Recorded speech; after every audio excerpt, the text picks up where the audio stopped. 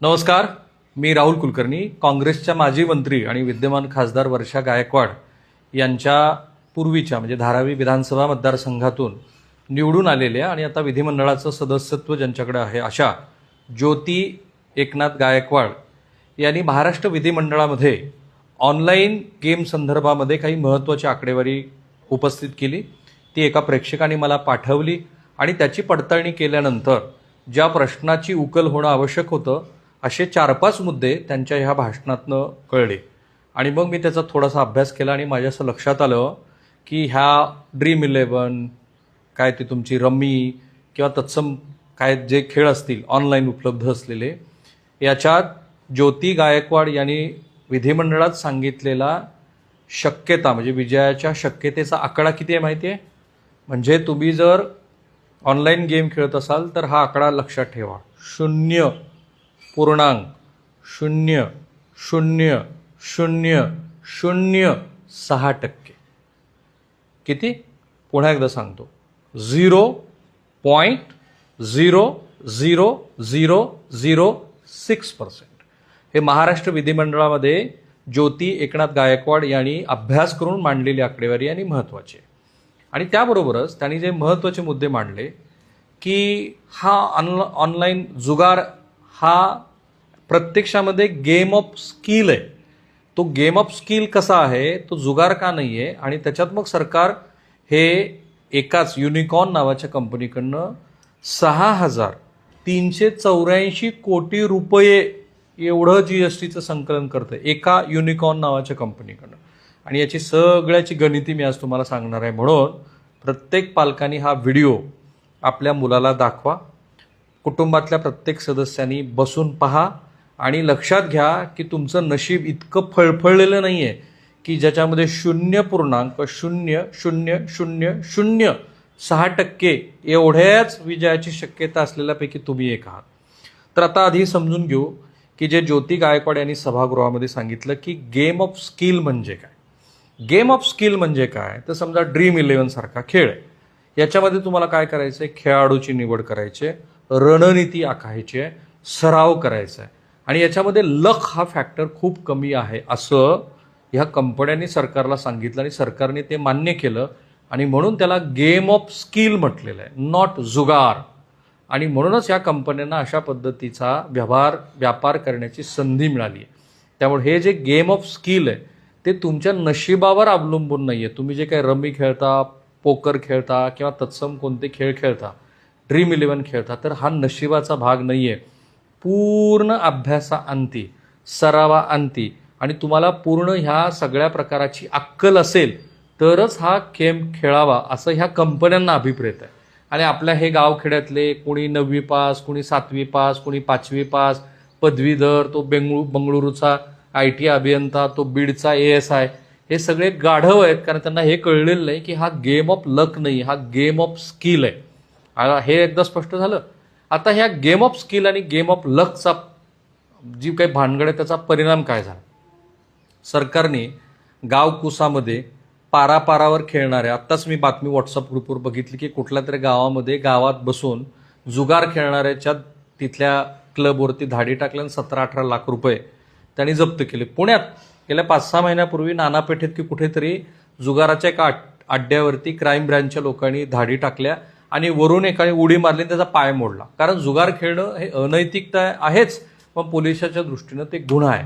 पण इथे हा सगळा प्रकार हा गेम ऑफ स्किल झाल्यामुळं 2023 पासून सरकारने ह्या सगळ्या कंपन्यावरती, ह्या ज्या काय 5-10 कंपन्या असतील, अशा किती कंपन्या आहेत तेही मी तुम्हाला आकडेवारी सांगतो, थोड्या नाहीत. ह्या देशामध्ये ऑनलाईन खेळाचा चटका ह्या देशातल्या तरुणांना आणि सगळ्या प्रकारच्या वयोगटाला लावणाऱ्या 71 कंपन्या आहेत, 71. तर यापैकी एकाच युनिकॉर्न नावाच्या कंपनीची केस स्टडी ज्योती एकनाथ गायकवाड यांनी सभागृहामध्ये सांगितली, मी तुम्हाला सांगेन. तर या खेळाला 28% GST 1 ऑक्टोबर 2023 पासून लागू केला आहे सरकारने. परिणाम काय झाला, तर ह्या ज्या 71 कंपन्या आहेत यांनी थोड्या नव्हे 1,18,000 कोटी रुपयाचा कर थकवल्याच्या नोटिसा यांना बजावल्या. आणि त्यातल्या गेम ऑफ क्राफ्टला 21,000 कोटी रुपये सरकारनं म्हटलं की आम्हाला द्या. आणि दुसरी जी Dream11 नावाची कंपनी आहे त्या कंपनीला 40,000 कोटी रुपये सरकारने मागितले, कारण तुम्ही तो कर बुडवलाय.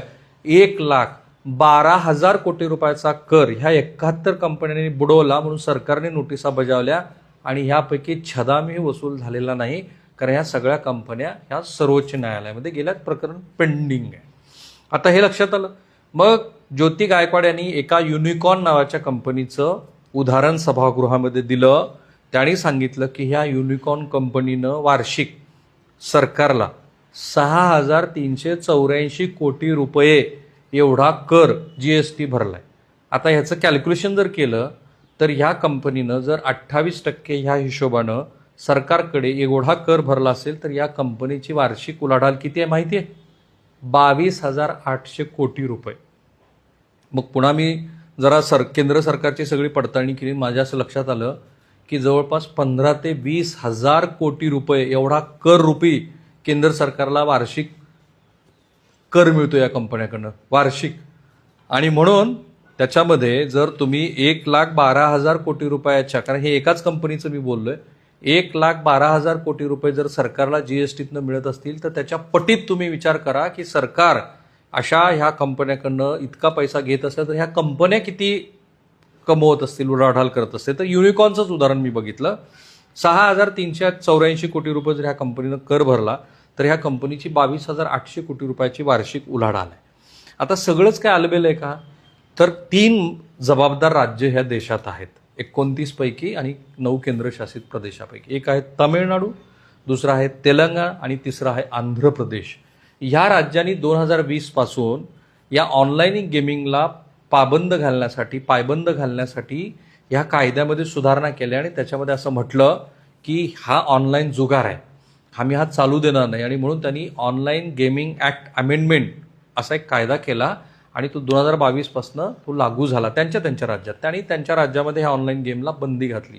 दुर्दैव काय की ह्या कायद्याला तिथल्या हायकोर्टाने आणि नंतर सुप्रीम कोर्टामध्ये चॅलेंज झाले, म्हणून भारतीय राज्यघटनेच्या विरोधातलं मानलं गेलं फ्रीडम ऑफ काय एक्सप्रेशन आणि तत्सम मुद्द्यात, कारण तुम्हाला ते ठरवायचं ना की तुम्ही कसं वागायचं ते. आणि म्हणून तिथे बंदी आणून कायदे करून सुद्धा त्याही राज्यांनी या 28% GSTला पाठिंबा दिला, कारण GST काउन्सिल आहे, ते GST काउन्सिलमध्ये सगळ्या राज्याचे अर्थमंत्री बसतात, तिथे त्यांनी पाठिंबा दिला. त्यांचं इंटेन्शन चांगलं होतं, परंतु हायकोर्टाने तिथे तो कायदा मान्य केला नाही आणि त्यांनी जे काय अमेंडमेंट केलं होतं ते तसंच प्रलंबित आहे. पण ॲटलिस्ट त्यांनी तो विलिंगनेस तर दाखवला. आता जसं ज्योती गायकवाड यांनी सांगितलं तसं महाराष्ट्रामध्ये अनेक कुटुंब देशोधडीला लागत आहेत आणि त्यांनी सभागृहामध्ये सांगितलं की हे जे कोणी Dream11, रमी सर्कल अशा जाहिराती ह्या खेळाच्या करतात त्यांच्या विरोधामध्ये पण गुन्हे दाखल केले पाहिजेत. माझं पण तेच मत आहे, कारण ही काही गरीब मंडळी नाही आहे.